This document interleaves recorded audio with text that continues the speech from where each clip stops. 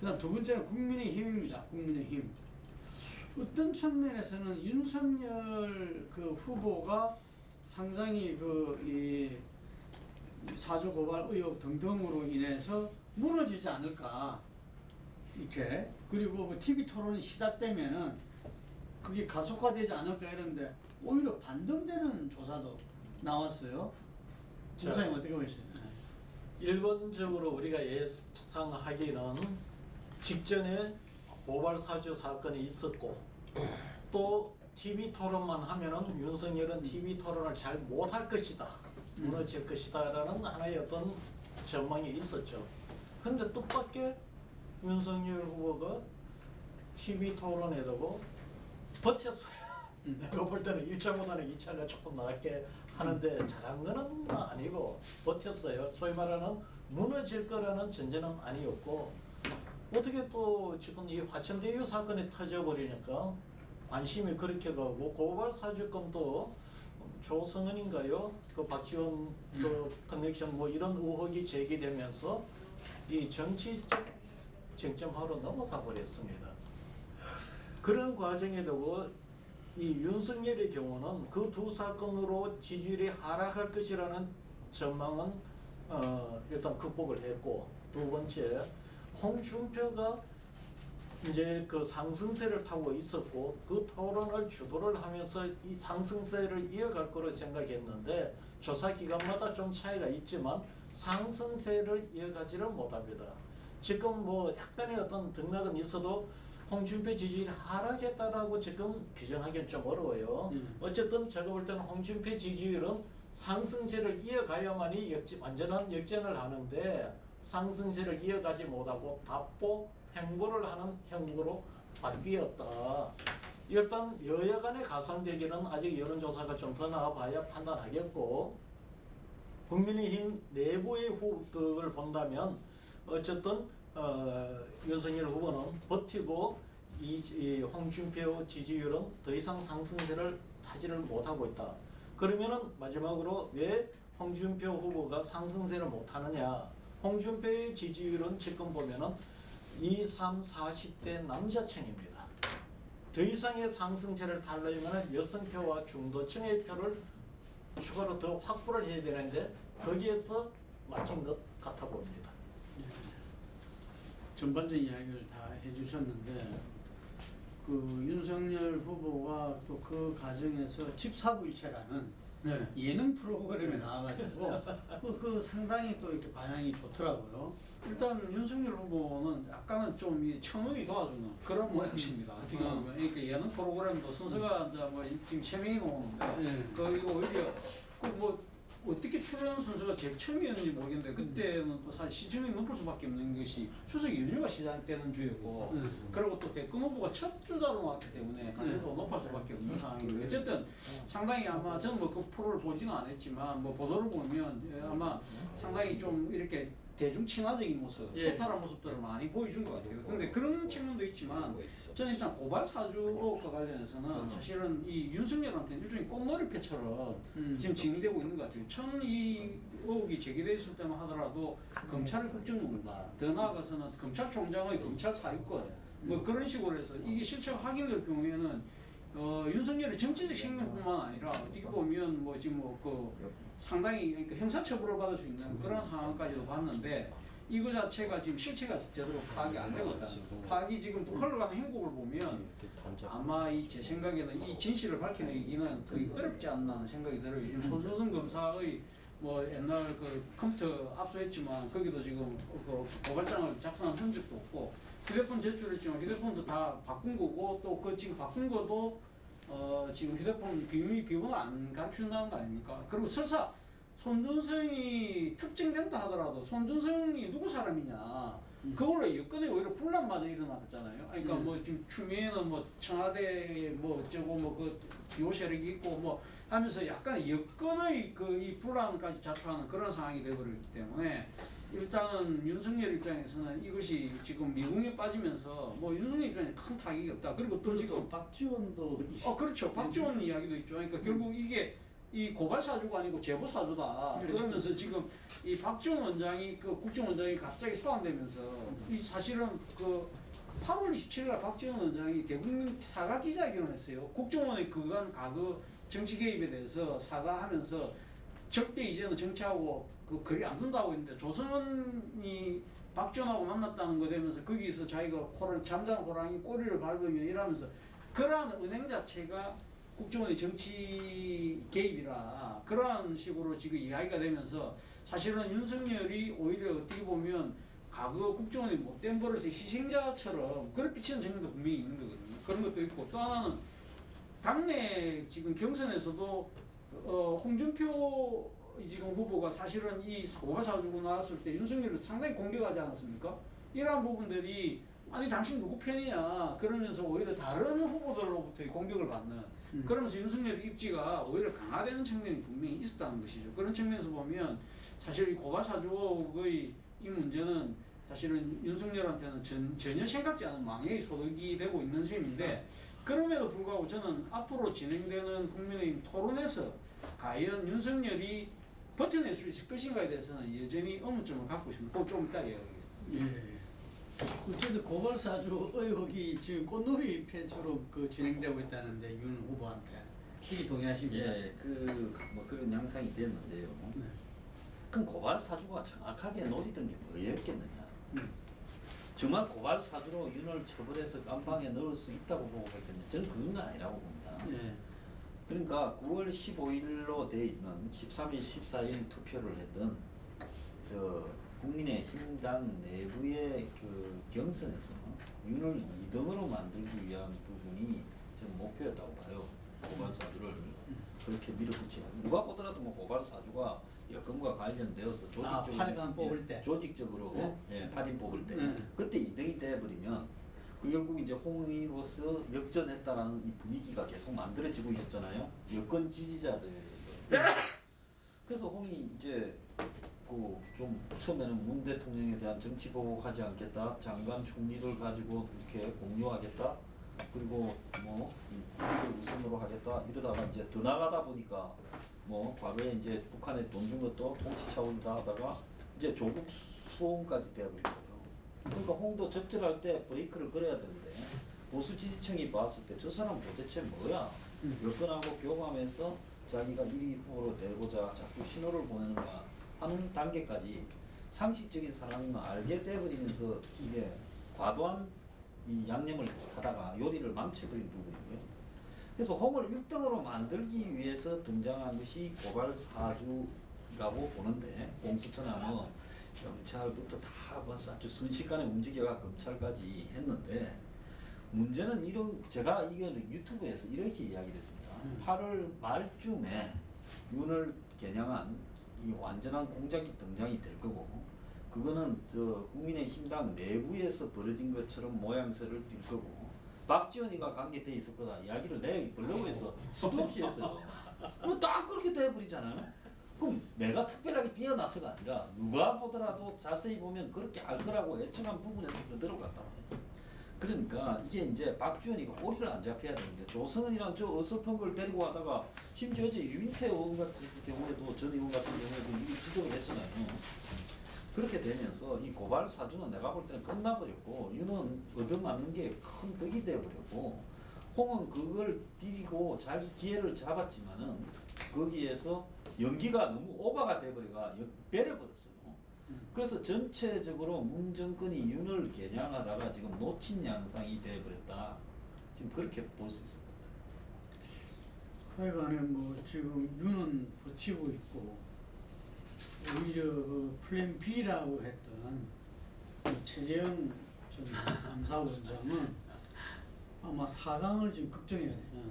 4강은 뭐 거의 힘들지 않을까? 아, 뭐 그래요? 그런 이야기들이 상당히 아마 중론인 것 같아요. 그러니까 지금 사실 어떻게 보면 최재형 전 감사원장의 이 등판은 강력하게 이 뭡니까 촉구했던 정의학 전 국회의장이 어제 공개적으로 지지 철회를 선언했습니다. 아 그래요? 예, 페이스북에 장문의 글을 써서 거기 지금 그 보도도 많이 됐는데 그러니까 이제 지금 그 정의화 의장이 실망한 부분 그렇죠. 그러니까 이 사람 이분의 도덕적인 측면 이런 건 다 좋은데 다 자기는 뭐 거기에 대해서 하나 의심이 없지만 과연 이 복잡한 국정을 이끌고 갈 수 있는 이 그 정책 능력 그리고 나름대로 그 세상을 바라보는 세계관 이런 철학, 국정 철학 이런 부분들이 자, 이 시대하고 맞냐? 예를 들면 이분이 그러니까 지금 지지를 철회한 그 중에 하나 예를 들면 지난번에 왜그 뭡니까 상속세 폐지 네. 이런 부분들 같은 경우는 도저히 그러니까 이 지금 이 정의화 국회의장 같은 사람들 입장에서 보면 상속세가 상당히 고율 상속세가 기업의 투자라는 측면에서 상당히 문제가 있긴 하지만 그렇다고 해서 이걸 다 없앤다는 데 자체는 그러니까 이거 목욕물 버리다가 애까지 버리는 그런 형태라고 그 표를 똑같이 쓰고 있거든요. 그리고 또 이 사실은 또 이 지금 최재형 원장이 얼마 전에 부산 갔을 때는 가덕도 신공항에 대해서 필요하다고 이야기했다고 어제는 이제까지 내가 용기 없어 말 못했는데 라면서 가덕도 신공항 절대 하면 안 된다. 다 많은 사람들이 그렇게 이야기하고 있지만 하고 싶지만 표 때문에 말을 못했는데 그렇게 했다는 식으로 말을 바꿨어요. 그래서 지금 최재형 원장을 지지하고 있는 김미애 의원이 오늘 또 지지철을 선언했어요. 그런 식으로 하면서 막 그냥 최재형 원장의 문제는 뭐 제가 봤을 때는 그분의 여러 가지가 그러니까 국정에 대한 깊은 통찰력, 나름대로 고민 이런 부분들이 상당히 그러니까 국민들한테 어필되지 못하고 있는 측면이 있기 때문에 저는 그거는 상당히 좀 힘들 거라는 생각을 진작부터 하고 있었는데 그게 이제 드러난 거고 제가 드리고 싶은 이야기는 윤석열 총장입니다. 전 총장인데 윤석열 전 총장이 지난 1차, 어제 했던 2차 토론까지 봤을 때는 여전히 윤석열 총장은 반사체예요. 그러니까 윤석열 총장이 이 자리까지 온 거는 추경 갈등, 뭐 그런 조국 사태 이런 걸 통해서 정권의 탄압에 의해서 맞서는 그러면서 자신의 그러니까 반사체의 모습 때문에 사람들이 열광했는데 토론도 마찬가지예요. 1차 토론 때도 보면 자신이 이야기할 때는 별로 자기 이야기가 없어요. 아무 감동이 없어요. 그런데 홍준표 후보가 막 공격을 하니까 나는 때리면 때릴수록 강할 수 있습니다. 뭐 그러면서 막 자기가 방어할 때는 자기 모습이 드러났는데 문제는 자기가 왜 대통령이 되고 어떤 식으로 내가 국정을 이끌어 나가겠다는 나름대로 발광체의 모습을 보일 때는 콘텐츠가 없다는 거예요. 2차 토론도 마찬가지예요. 이제 2차 토론도 상당히 문제됐던 부분이 자신이 내놓았던 이런 청년에 관한 이 청약과 관련된 이러한 부분들에 있어서 바로 공격 들어오니까 나는 집이 없어서 청약 통장을 아예 할 필요도 없었다는 식으로 이야기해서 오늘 지금 뜨거운 뉴스가 되고 있잖아요. 그러니까 지금 이 자신이 내놓은 공약조차도 사실은 잘 정리가 안 돼 있는 이런 모습들이 과연 저 사람은 자신의 이야기를 하고 있는 건가? 남이 써준 걸 읽는 것인가?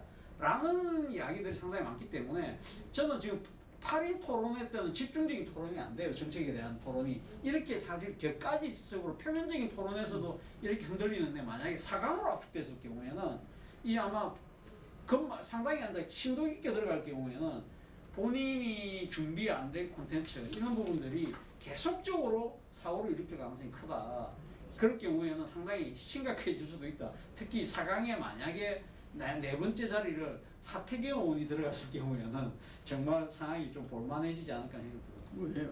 왜 원희룡이 들어갔을 때는 어때요? 하태경 후보가 1, 2차를 통해서 서로 양강을 잡는 그 아주 뛰어난 활약을 했기 때문에 지켜보는 사람들 입장에서 하태경 의원이 들어가면 상당히 좀 재밌겠다는 생각을 하는데 문제는 지켜보는 사람도 재밌지만 1, 2위 후보들 입장에서는 상당히 괴로운 상황이 될 수 있다.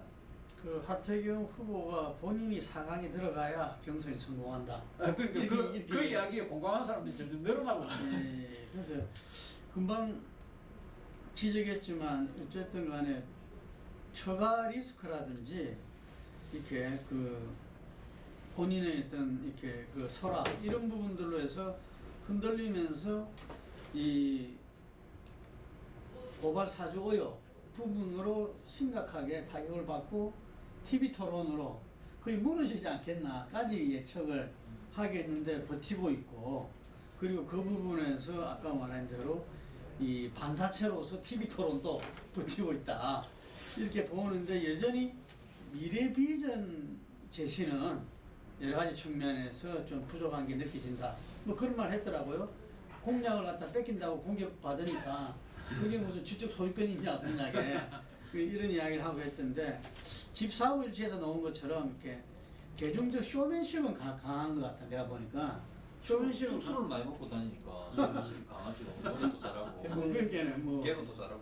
네. 지금 전체적으로 보면은 여론의 흐름이라는 게 두 당이 후보 경선을 하고 있잖아요. 사실 민주당이 먼저 했으니 민주당이 먼저 주목을 받았고, 근데 민주당이 처음에는 박진감 있게 가다가 정세균 후보가 들어가고, 그다음 이제 좀 기우는 측면을 가다 보니까 좀 관심이 떨어져 버렸어요. 근데 사실 국민의힘 토론은 별로 기대를 안 했어요. 뭐 인원도 많고. 근데 그리고 이제 거기다가 관심사는 토론하는 거 저기 윤석열이가 토론에다 그냥 무너지냐 이 정도만 봤는데 아까 이야기했듯이 이 흥미를 돋가는 거는 하태경이에요. 하태경이가 저기 그 국민의힘의 그 토론을 좀 박진감 있게 하는 분위기를 잡아주는 이런 페이스메이커 역할을 분명히 했어요. 그러다 보니까 전체 지금 여론을 아마 하면은 가상 대결을 하면은 그 토론의 재미는 아마 저기 그 야당이 조금 더 봤을 것이다. 반면 이제 그 사실 지금 이 화천대유 이 사건도 어떻게 보면은 이 아주 이게 저기 뭐 끝난 민주당의 경선이라는 이런 이야기를 만들 그런 분위기가 가다가 잘못하면은 마지막에 가서 한 번 더 박진감 있는 어떤 그 경선 국면으로 갈 수 있는 계기도 될 수 있을 것 같아요. 그래서 조금 더 이 경선 국면이 이 후보단의 영향을 어떻게 미칠지는 조금 더 지켜봐야 될 것 같아요. 하태경 의원이 자기 그 별명을 하트라거든요. 하태하태야 이거. 하트 이렇게 하트하다고. 네, 하태하다. 그 지금 8강 경기 지금까지 없었던 8강 4강 이렇게 결선, 본선 이렇게 그 되지는데 이 지금 이게 당원이 처음에는 이렇게 예비 컷오프 때는 없었다가 20% 들어가고 그다음 70, 이번에는 50. 30 들어가죠. 30 아니 들어가고 당원이 70. 아 당원이 30 들어가 그다음에 50 들어가는데 이 금방 사주 의혹이 그 윤석열을 1위에서 이렇게 끌어내리기 위함이다 이러는데 이 전체적으로 뭐 발표는 안 됐지만 어쨌든 간에 8강일 때 윤석열이 1위 행선은 맞는데 그런 이야기들이 대체로 이야기 모아보면은 그런데 홍준표 후보랑 1, 2 차이가 거의 안 났다. 그리고 거기에서 당심에서 워낙 20%밖에 안 되지만 워낙 많이 이겼기 때문에 민심에서 보는 그 여론조사에서는 홍이 이겼다는 이야기. 지금 그거는 뭐 사람들. 어차피 다 공개를 뭐 보수 진영에서는 대부분 했기 때문에 그런데 당심에서 우리가 보통 윤하고 홍하고 당심에 놓고 차이를 보면 15% 정도 났는데 당 안에 그런데 거기서는 29%가 더 났더라고요. 29%가 그러니까 그걸 갖다가 이제 20% 반영을 하는 걸로 해도 이제 한 1.2 정도, 1.16을 이겼죠. 윤이.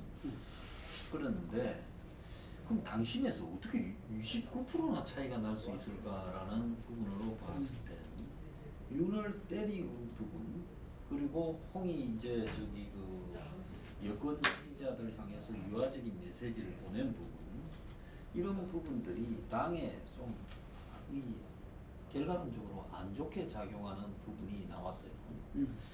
그래서 제가 볼 때 여권에서도 지금 야권에 대한 흐름을 잘 모르면서 이게 섣불리 달라지면서 예? 오히려 여권이 손을 대는 게 더 복잡하게 만들어주고 있다고 예. 봐요. 맞아요. 그런데 여기서 이제 핵심은 이제 남은 뭐 김건희 주식 문제라든지 여러 가지 의혹들이 있는데 저 주식은 고발 사주보다 더 복잡해요. 내가 그 옛날에 BW 주식을 해본 결과로 보면 그러니까 여건이 겉으로 보면 윤이 거의 지뢰밭 투성이다라고 보이는데 그 지뢰밭 투성이를 갖다가 낚아채어서 간단 명료하게 어떻게 정리하느냐를 봤을 때는 야권 지지자들의 성향도 봐야 되거든요. 그래서 저렇게 차이는 안 났을 거라고 봐요. 나 홍하고 윤하고 원래 야권에. 그런데 막 패니까 그 당 내부의 당원들 지지가 압도적으로 윤 쪽으로 몰려가는 현상이 나타나 버려서 역작용이 왔단 말입니다. 오히려 이전에 추윤 갈등 속에서 핍박받는 자 이 부분이 다시금 전 지지율을 갖다가 결집시켰네요. 자, 근데 야권은 경선 을을 잘 봐야 돼요. 서울시장 끝나고 나서 안철수까지 통합이 되면서 뭐 이런 식으로 선거가 치러질 줄 알았는데 안철수는 통합 이야기에 참여를 안 하다 보니까 만약 안철수가 왔으면은 당신보다는 민심 위주로 경선이 이루어졌을 겁니다. 그런데 안철수가 안 들어오니까 당심이 일부 반영이 돼요. 이번에 아마 1차 경선에서 당심이 반영이 안 됐으면 홍준표가 1등 많이 했습니다. 있죠. 한 7, 8% 이겼었어요. 근데 이게 경선을 보면은 8강까지 좁힐 때는 당심이 20%, 다시 4강으로 줄 때는 30%. 근데 또 만에나 1차 경선에도 했는 그 득표를 그대로 대입을 하면은 뭐 지금 1.몇 프로 격차가 4.몇 프로로 윤석열을 앞서는 것도 가버려요. 문제는 4명을 두고 하는 그 여론조사는 또 룰이 바뀌어버려요. 가상대결 붙어버려요. 뭐 내가 알기로 그렇게 그때 언론 보도가 나왔어요. 경쟁력이 예, 그래서 아마 거기다가 편차를 갖고 넣어버릴 텐데 그렇게 되면 이 마지막 경선은 여론조사에서 국민의힘 후보만 쫙 놓고서 8명 또는 4명을 놓고 여론조사를 하면은 뭐 속된 말로 저기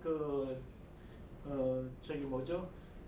상대방에서 지지하는 그 지지율도 반영이 될 수 있겠어요. 이 편차가 많이 날 수가 있어요. 그러나 가상 대결은 그 편차가 많이 날 수가 없어요. 결국 뭐냐면은 4강에서 후보를 한 명을 결정하면 당심이 결정해 버립니다.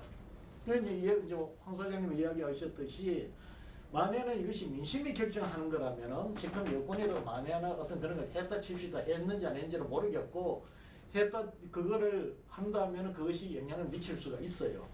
이 민심이니까. 근데 이거는 마지막 그 4강전에서 한 명을 뽑는 그 과정은 사실상 당심이 결정하니까 그런 것이 들어갈 여지가 굉장히 줄어들어 버린 거죠. 그러니까 국민의힘도 이것이 뭐 후보자들 간의 역선택 논쟁도 있었지만 이 여권의 어떤 그런 전략도 일정 부분 눈치를 채지 않았다는 그런 감도 있어요. 근데 지금 우리가 TV 토론에서 어쨌든 윤석열 후보가 버텼다 이렇게 이야기를 하는데 홍준표 후보 같은 경우는 TV 토론을 통해서 완전히 이렇게 뜰 거라고 봤는데 예, 그렇게 안 봤는데 하죠. 오히려 공격을 많이 받게 됐어요. 그렇죠. 저는 아까 뭐 여러분들 말씀하셨지만 홍준표 후보가 그러니까 윤석열을 잡기 위해서 그러니까 예를 들면 고발 사주 같은 경우에 민주당이 동조하는 듯한 모습을 보였다든지 조국 사태 때 조국 수사가 도륙이라고 이야기를 하면서 상당히 민주당 편을 드는 듯한 모습을 보이면서 과연 저 사람은 누구 편이야?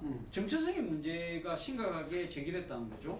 그런 부분들 때문에 상당히 지금 그러니까 그런 것들이 오히려 지금 상당히 그 역작용이 생긴 셈이 되는 것인데 저는 홍준표 후보의 그런 그러니까 정치성의 문제도 문제지만 저는 지금 아마 지금 토론회 1차 토론회 때 홍준표를 상당히 공격했던 사람이 언론들 별로 주목을 안 하는 제가 봤을 때는 유승민이에요. 유승민이 뭘 지지겠냐면 홍준표가 사실은 말을 너무 자주 바꾼다. 예를 들면 박근혜를 옛날에는 춘향이도 아니고 향단이었다고 이야기하면서 이제는 뭐 박근혜를 옹호하는 것처럼 이야기를 하고 모병제 같은 경우는 택도 없다고 이야기하면서 이제는 모병제를 이야기한다든지 과거 노무현 자살했다고 그렇게 비난하다가 이제는 보수의 노무현 되겠다는 식으로 말을 바꾸는 이런 모습들이 쉽게 말하면 시류에 따라서 자신의 입장이 바뀌는 거 아니냐 그런 식의 공격들을 엄청나게 하거든요. 근데 그런 부분들에 대해서 제대로 반응을 못 하더라고요.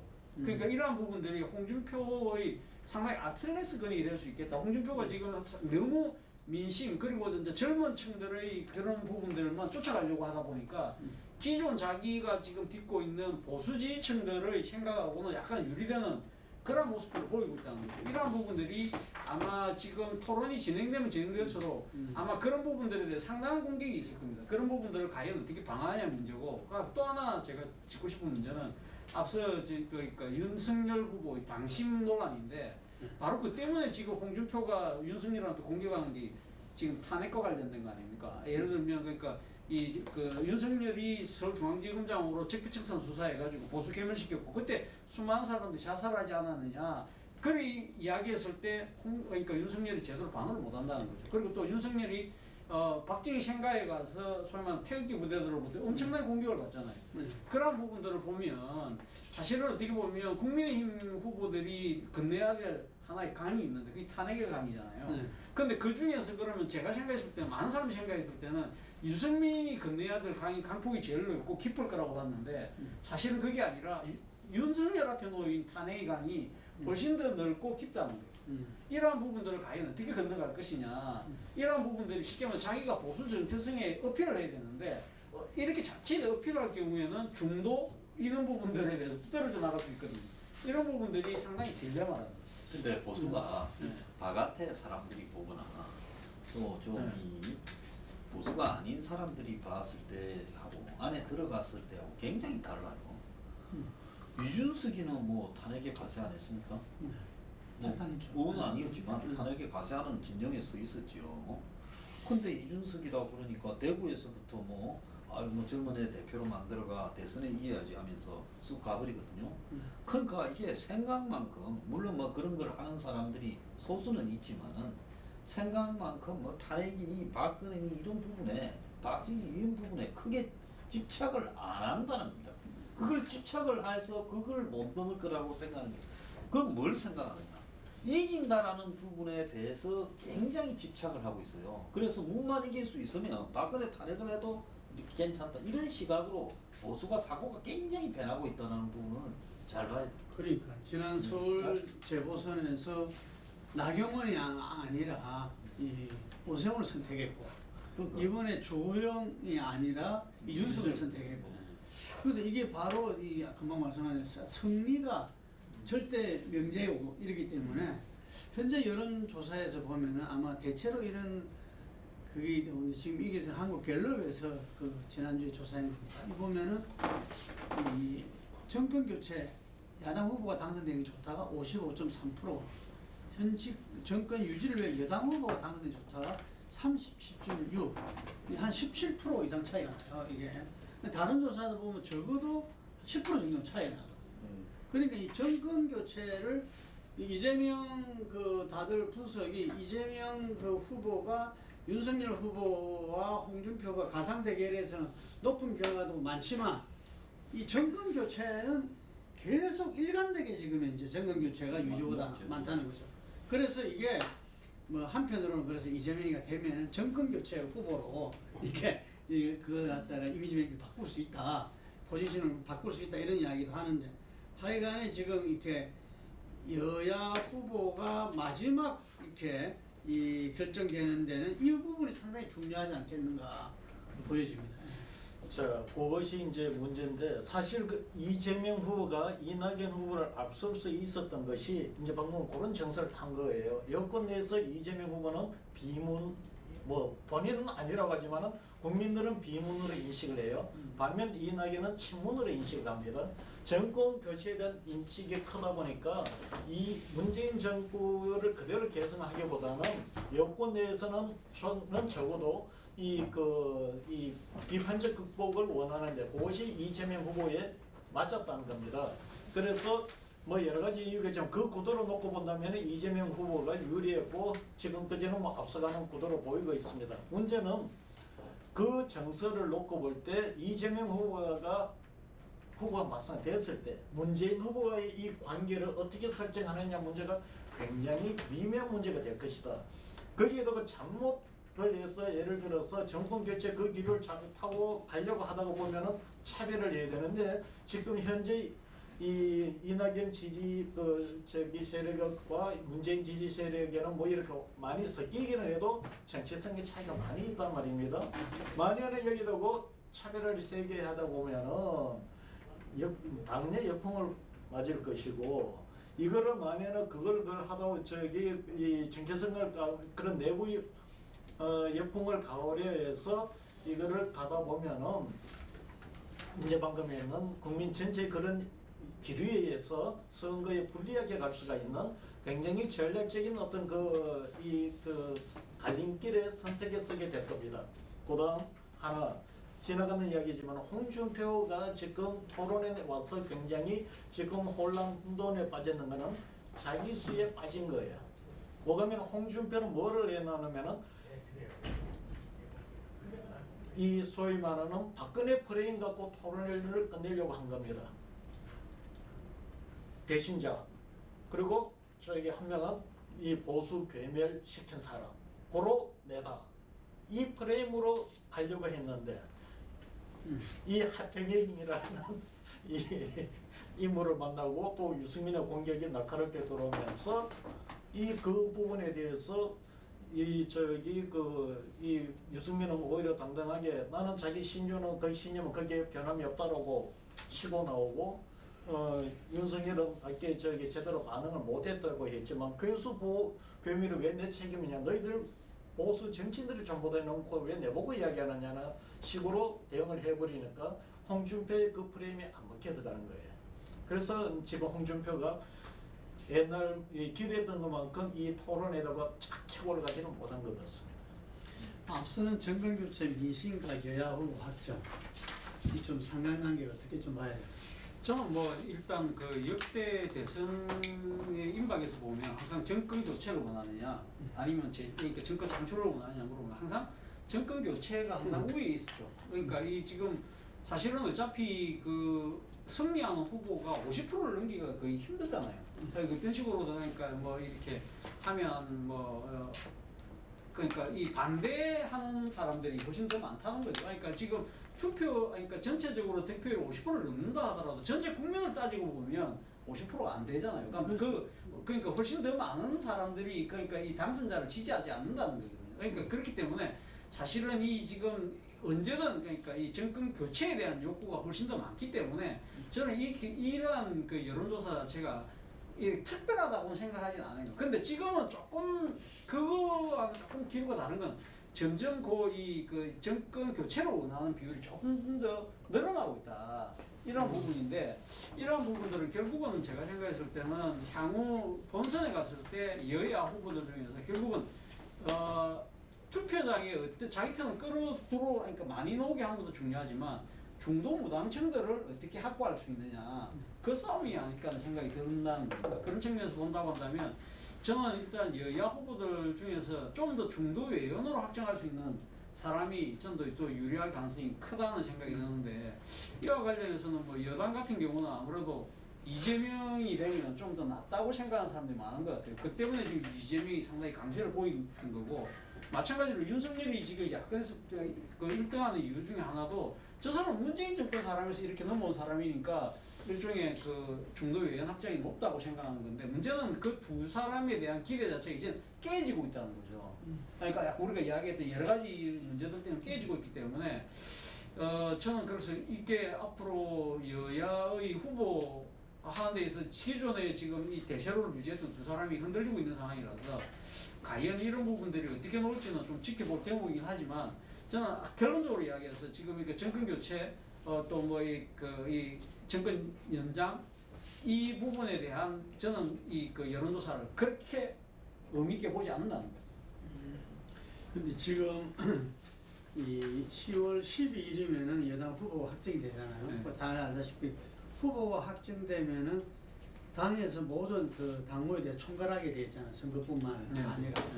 그래서 지금 들리는 이야기가 이재명 후보가 됐을 경우에는 내년 예산도 이재명 표 예산으로 다시 짜겠다. 그리고 그 입법 현안도 예를 들면은 그 문재인 정부가 차별화된 어떤 예를 들면 임대차 3법도 뭐 이렇게 개정을 한다든지 뭐 그렇게 하겠다 이런 이야기들이 이렇게 좀 들려오고 있거든요. 그건 어떻게 보십니까? 제가 봤을 때 뭐 그런 차별화를 하겠죠. 어떻게 보면 뭐 문 정권도 일정하게 용인을 해주고 승리를 하기 위해서 애를 쓸 거라고 보는데 근데 이제 한 달을 반 전만 해도 보수 내에도 야 대선을 외관상으로 정권 교체 분위기하고는 다르게 대선을 이길 방법이 자력으로 별로 없다. 그래서 내가 세 가지를 이야기했어요. 대선 이게 정상적으로는 이 보수 후보 수준으로는 못 이긴다. 이기려면 경제가 완전히 그냥 IMF 같은 상황이 좀 오거나 아니면 코로나가 수습불능의 상황에 빠지는 일이 오거나 마지막으로는 여권 내부에서 자중 질환으로 어떤 폭로나 양심 선언이 튀어나오는 것 외에는 이 대선을 이길 방법이 별로 없다. 그렇게 저도 봤어요.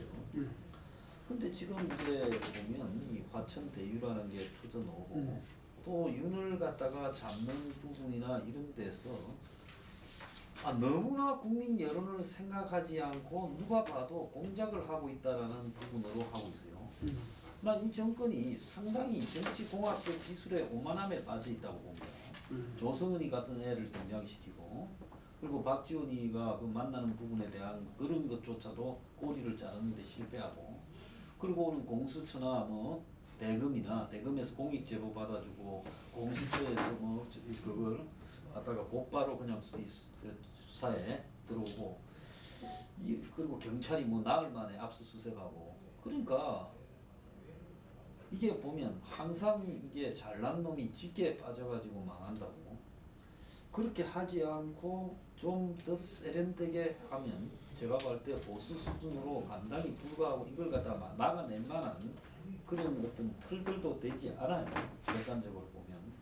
그런데 지금 이 문 정권이 제가 볼 때 자기들은 모르지만 이겨야 되겠다라는 의욕이 과잉돼가 야구 선수가 홈런을 치야 되겠다 나가면 대체로 다 삼진 당하잖아요. 지금 그런 현상이 지금 벌어지고 있다. 그렇기 때문에 이게 요 며칠 사이에 벌어지는 모습을 보면 이 정권은 또 다른 의미에서 레임덕에 빠져들고 있구나라는 그런 생각이 들어요. 뭐 어쨌든 간에 그 상당히 가능성이 낮게 봤는데 그 지금 정부 여당의 어떤 자충수에 따라서 좀 가능성이 오히려 열리고 있다. 뭐 이런 이야기네요. 어쨌든 지금 경제와 코로나 부분들은 좀 가닥을 잡아가고 있지 않습니까? 그렇죠. 지금 뭐 코로나 같은 경우는 지금 집단 면역이 지금 사실상 이제 10월달 되면 그러니까 집단 면역을 위한 70% 백신 접종 집단 면역은 정부도 그 말 안 쓴다고 했는데. 어쨌든 위드 코로나 그래서 그런 상황이 된다고 한다면 지금 이제 이 거리두기 뭐 이런 부분들에 대해서도 이제 상당히 제한을 완화할 가능성이 높고 그리고 뭐 어제 뭐 그 문 대통령이 귀국 기자 간담회에서 이제는 뭐 백신 문제 수급은 이제 뭐 더 이상 걱정 안 해도 된다 할 정도로 그런 상황이기 때문에 특히 이제 문제는 이 지금 그 이 코로나로 인해서 타격을 받은 자영업자들에 대한 이제 이 고통을 받고 있는 그 계층들에 대한 지원을 어떻게 할 것이냐 부분인데 그것도 무조건 뭐 그분들이 원하는 만큼 그러니까 넉넉하게 지원해 주는 상황도 아닌 것 같아요. 그러니까 뭐 지금 재정의 여유도 있지만 또 다른 계층과의 형평성 때문에 뭐 그런 부분들 때문에 고민이 많은데 저는 뭐 코로나 문제는 크게 이 지금 변수는 되기 좀 힘든 상황이 아닐까 생각이 들고 다만 이제 지금 이제 초가을에 역대 최고를 기록하고 있습니다 오늘. 근데 오늘 뭐 오늘 최고를 기록했다고 하지만 위중증 환자가 지금 상당히 그러니까 오히려 상대적으로 감소했다. 그렇기 때문에 뭐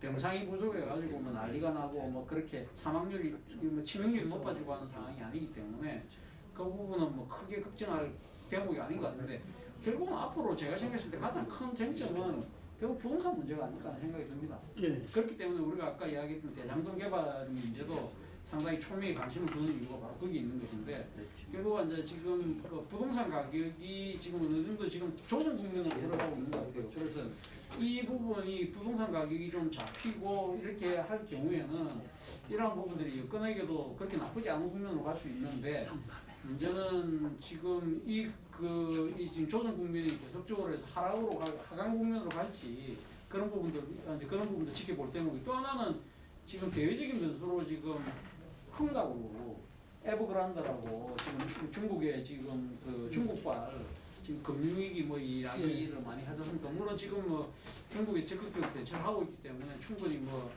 수습 가능하다고는 이야기는 하지만 이런 외생 변수들에 의해서 이 금융시장이 전체적으로 흔들릴 경우에 거기에 대한 여파 뭐 그런 부분도 그리고 또 하나의 변수는 제가 생각할 때는 북한 문제죠. 북한이 지금 여러 가지 미사일 발사하는 걸 통해서 상당히 지금 뭔가 이렇게 이 도발의 강도를 높이고 있는 상황 이러한 부분들이 상당히 한반도 긴장을 고조시킨다든지 그런 식으로 갔을 때 또 어떤 변수가 생길 건가 이런 부분들도 저는 크게 작용하지 않을까 생각합니다.